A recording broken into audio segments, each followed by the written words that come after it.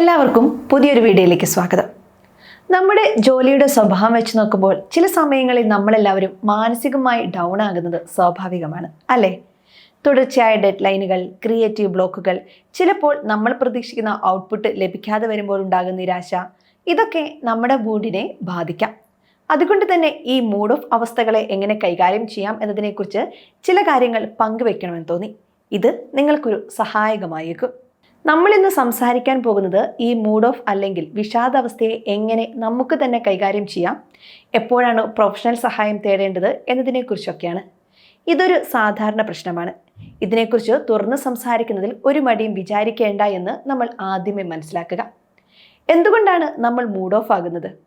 പല കാരണങ്ങൾ കൊണ്ടും നമുക്ക് മൂഡ് ഓഫ് അനുഭവപ്പെടാം. ചില പ്രധാനപ്പെട്ട കാരണങ്ങൾ നമുക്ക് നോക്കാം. ജോലി സംബന്ധമായ സമ്മർദ്ദം, നേരത്തെ പറഞ്ഞതുപോലെ ഡെഡ് ലൈനുകൾ, വർക്ക് ലോഡ്, ക്രിയേറ്റീവ് പ്രഷർ, സഹപ്രവർത്തകരുമായുള്ള അഭിപ്രായ വ്യത്യാസങ്ങൾ, അല്ലെങ്കിൽ ജോലിയിൽ വേണ്ടത്ര അംഗീകാരം ലഭിക്കുന്നില്ല എന്ന തോന്നൽ എന്നിവയെല്ലാം നമ്മളെ തളർത്തിയേക്കാം. വ്യക്തിപരമായ പ്രശ്നങ്ങൾ, കുടുംബ പ്രശ്നങ്ങൾ, സാമ്പത്തിക ബുദ്ധിമുട്ടുകൾ, ബന്ധങ്ങളിലെ ഉലച്ചിലുകൾ, വേണ്ടപ്പെട്ടവരുടെ വേർപാട് അല്ലെങ്കിൽ ആരോഗ്യപരമായ പ്രശ്നങ്ങൾ എന്നിവയും മാനസികാവസ്ഥയെ സാരമായി ബാധിക്കും. ജീവിതശൈലിയിലെ പ്രശ്നങ്ങളുണ്ട്. മതിയായി ഉറക്കം ലഭിക്കാതിരിക്കുക, വ്യായാമക്കുറവ്, അനാരോഗ്യകരമായ ഭക്ഷണശീലങ്ങൾ, ലഹരി വസ്തുക്കളുടെ ഉപയോഗം എന്നിവയെല്ലാം നമ്മുടെ മാനസികാരോഗ്യത്തെ പ്രതികൂലമായി ബാധിക്കാം. തലച്ചോറിലെ ചില രാസവസ്തുക്കളുടെ അളവിലുണ്ടാകുന്ന വ്യതിയാനങ്ങൾ വിഷാദത്തിലേക്ക് നയിച്ചേക്കാം. മറ്റൊന്ന് പരിസ്ഥിതിയുമായി ബന്ധപ്പെട്ട ഘടകങ്ങളാണ്. ചിലപ്പോൾ കാലാവസ്ഥാ മാറ്റങ്ങൾ പോലും നമ്മുടെ മൂഡിനെ സ്വാധീനിക്കാറുണ്ട്. പ്രത്യേകിച്ച് വെളിച്ചക്കുറവുള്ള ശൈത്യകാലങ്ങളിൽ ചിലർക്ക് കൂടുതൽ ക്ഷീണവും മടുപ്പും അനുഭവപ്പെടാം. ഇതിനെ സീസണൽ അഫക്റ്റീവ് ഡിസോർഡർ എന്ന് പറയും. മറ്റു ചില കാരണങ്ങൾ നമുക്ക് തന്നെ മനസ്സിലാവില്ല. ചില വ്യക്തികളിൽ ജനിതകപരമായ കാരണങ്ങൾ കൊണ്ടോ മുൻകാലങ്ങളിലെ ദുരനുഭവങ്ങൾ കൊണ്ടോ വിഷാദ രോഗത്തിനുള്ള സാധ്യത കൂടുതലായിരിക്കാം. ഹോർമോൺ വ്യതിയാനങ്ങളും ഒരു കാരണമാകാം. മറ്റൊന്ന് പരിഹരിക്കപ്പെടാത്ത ദുഃഖമാണ്. ചില നഷ്ടങ്ങളോ ദുഃഖകരമായ സംഭവങ്ങളോ മനസ്സിൽ തന്നെ വെച്ചുകൊണ്ടിരിക്കുന്നത് കാലക്രമേണ വിഷാദത്തിലേക്ക് വഴിതെളിക്കും. സാമൂഹികമായ ഒറ്റപ്പെടൽ, വേണ്ടത്ര സാമൂഹിക ബന്ധങ്ങളില്ലാതിരിക്കുക, ഒറ്റപ്പെട്ടതായി തോന്നുക എന്നിവയും മാനസികാരോഗ്യത്തെ മോശമായി ബാധിക്കും. ഈ കാരണങ്ങൾ തിരിച്ചറിയുന്നത് തന്നെ പ്രശ്നപരിഹാരത്തിലേക്കുള്ള ആദ്യ പടിയാണ്. ഇനി ഈ മൂഡ് ഓഫ് അവസ്ഥകളെ മറികടക്കാൻ നമുക്ക് ചെയ്യാൻ കഴിയുന്ന ചില പ്രായോഗികമായ കാര്യങ്ങൾ എന്തൊക്കെയാണെന്ന് നോക്കാം. ഒന്ന്, ശാരീരിക വ്യായാമം. വ്യായാമം നമ്മുടെ ശരീരത്തിന് മാത്രമല്ല മനസ്സിനും വളരെ പ്രധാനപ്പെട്ടതാണെന്ന് തിരിച്ചറിയണം. ദിവസവും കുറഞ്ഞത് 30 മിനിറ്റെങ്കിലും വ്യായാമം ചെയ്യാൻ ശ്രമിക്കുക. ഇത് നടക്കുകയോ ഓടുകയോ സൈക്കിൾ ചവിട്ടുകയോ നീന്തുകയോ ഡാൻസ് ചെയ്യുകയോ എന്തുമാകാം. വ്യായാമം ചെയ്യുമ്പോൾ നമ്മുടെ ശരീരത്തിൽ എൻഡോർഫിൻ പോലുള്ള സന്തോഷ ഹോർമോണുകൾ ഉൽപ്പാദിപ്പിക്കപ്പെടുന്നു. ഇത് മാനസിക പിരിമുറുക്കം കുറയ്ക്കാനും ഉത്കണ്ഠ അകറ്റാനും ഉറക്കം മെച്ചപ്പെടുത്താനും മൊത്തത്തിൽ ഒരു പോസിറ്റീവ് എനർജി നൽകാനും സഹായിക്കും. രാവിലെ വ്യായാമം ചെയ്യുന്നത് ദിവസം മുഴുവൻ ഉന്മേഷത്തോടെ ഇരിക്കാൻ പ്രത്യേകിച്ചും നല്ലതാണ്. 2, ആരോഗ്യകരമായ ഭക്ഷണക്രമം. നമ്മൾ കഴിക്കുന്ന ഭക്ഷണം നമ്മുടെ മാനസികാവസ്ഥയെ സ്വാധീനിക്കും. സമീകൃതവും പോഷകസമൃദ്ധവുമായ ആഹാരം ശീലമാക്കുക. ഇവയിൽ ധാരാളം വിറ്റാമിനുകളും മിനറൽസും ആൻറ്റി ഓക്സിഡൻറ്റുകളും അടങ്ങിയിട്ടുണ്ട്. ഇത് തലച്ചോറിൻ്റെ ആരോഗ്യത്തിന് അത്യന്താപേക്ഷിതമാണ്. ഇലക്കറികൾ, ബെറിപ്പഴങ്ങൾ, ഓറഞ്ച് എന്നിവയൊക്കെ ഭക്ഷണത്തിൽ ഉൾപ്പെടുത്തുക.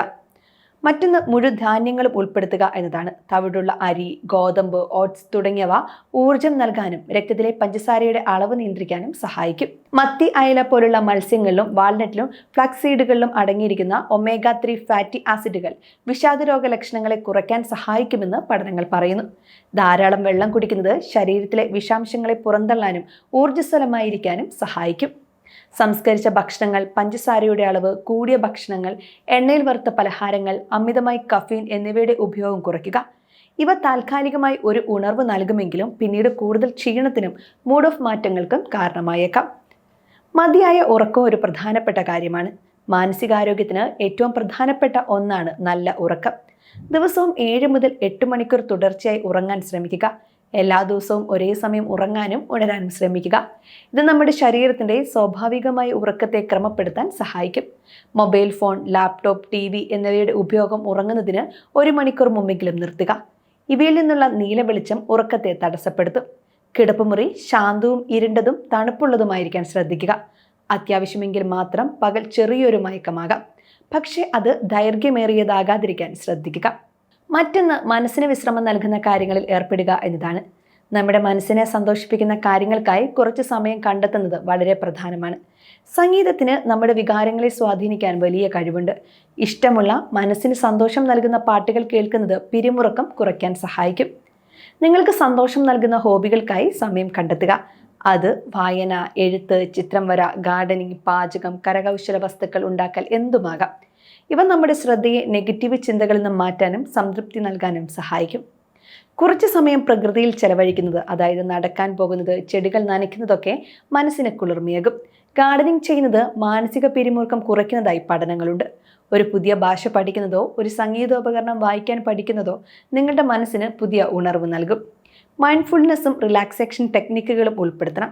മൈൻഡ്ഫുൾനെസ് എന്നാൽ ഇപ്പോഴുള്ള നിമിഷത്തിൽ പൂർണ്ണമായി ശ്രദ്ധ കേന്ദ്രീകരിക്കുക എന്നത്. ഇത് ഉത്കണ്ഠ കുറയ്ക്കാനും മനസ്സിനെ ശാന്തമാക്കാനും സഹായിക്കും. ഡീപ്പ് ബ്രീത്തിങ്, സാവധാനത്തിൽ ദീർഘമായി ശ്വാസം എടുക്കുകയും പുറത്തുവിടുകയും ചെയ്യുക. മൂക്കിലൂടെ ശ്വാസം എടുത്ത് കുറച്ചുനേരം ഉള്ളിൽ നിർത്തി വായിലൂടെ സാവധാനം പുറത്തുവിടുക. ഇത് ദിവസത്തിൽ പലതവണ ചെയ്യുന്നത് പെട്ടെന്ന് റിലാക്സ് ആകാൻ സഹായിക്കും. മെഡിറ്റേഷൻ, ദിവസവും 10 മുതൽ 15 മിനിറ്റ് ധ്യാനിക്കുന്നത് മാനസിക സമ്മർദ്ദം കുറയ്ക്കാൻ വളരെ ഫലപ്രദമാണ്.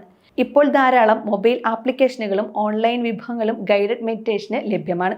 പ്രോഗ്രസീവ് മസ്കുൽ റിലാക്സേഷൻ, ശരീരത്തിലെ ഓരോ പേശി ഗ്രൂപ്പുകളെയും ബോധപൂർവ്വം മുറുക്കുകയും പിന്നീട് അയക്കുകയും ചെയ്യുന്ന ഒരു ടെക്നിക്കാണിത്.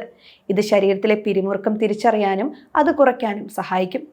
വിഷ്വലൈസേഷൻ, നിങ്ങൾ ശാന്തവും സന്തോഷവുമായിരിക്കുന്ന ഒരു സ്ഥലത്താണെന്ന് സങ്കല്പിക്കുക. കടൽ തീരമോ മനോഹരമായ ഒരു പൂന്തോട്ടമോ ഇഷ്ടമുള്ള ഏതെങ്കിലും സ്ഥലമോ ആകാം. അവിടുത്തെ കാഴ്ചകളും ശബ്ദങ്ങളും ഗന്ധങ്ങളുമെല്ലാം മനസ്സിൽ കാണാൻ ശ്രമിക്കുക. മറ്റൊന്ന് സാമൂഹിക ബന്ധങ്ങൾ ശക്തിപ്പെടുത്തുക എന്നതാണ്. നമ്മൾ സാമൂഹിക ജീവികളാണ്. നല്ല സൗഹൃദങ്ങളും കുടുംബ ബന്ധങ്ങളും നമ്മുടെ മാനസികാരോഗ്യത്തിന് താങ്ങും തണലുമാണ്. നിങ്ങളുടെ വിഷമങ്ങളും ബുദ്ധിമുട്ടുകളും വിശ്വസ്തരായ സുഹൃത്തുക്കളോടോ കുടുംബാംഗങ്ങളോടോ തുറന്ന് സംസാരിക്കുക. ചിലപ്പോൾ ഒരാൾ നമ്മളെ കേൾക്കാൻ ഉണ്ടാകുന്നത് തന്നെ വലിയ ആശ്വാസമാണ്. ഒരുമിച്ചിരുന്ന് സമയം ചെലവഴിക്കുക. പ്രിയപ്പെട്ടവരോടൊപ്പം സമയം ചെലവഴിക്കാൻ അവസരങ്ങൾ കണ്ടെത്തുന്നതും നല്ലതാണ്.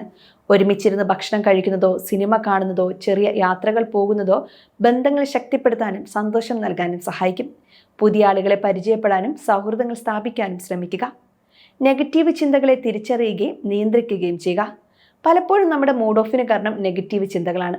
എന്നെക്കൊണ്ടൊന്നിനും കൊള്ളില്ല, എല്ലാം എൻ്റെ തെറ്റാണ് തുടങ്ങിയ ചിന്തകൾ മനസ്സിലേക്ക് വരുമ്പോൾ അവയെ തിരിച്ചറിയാൻ ശ്രമിക്കുക. ചിന്തകളെ ചോദ്യം ചെയ്യുക. ആ ചിന്തകൾ ശരിയാണോ, അതിനെന്തെങ്കിലും വസ്തുതാപരമായ അടിസ്ഥാനമുണ്ടോ എന്ന് സ്വയം ചോദിക്കുക. പോസിറ്റീവ് റീഫ്രെയിമിംഗ്, നെഗറ്റീവ് ചിന്തകളെ പോസിറ്റീവായി മാറ്റി എഴുതാൻ ശ്രമിക്കുക.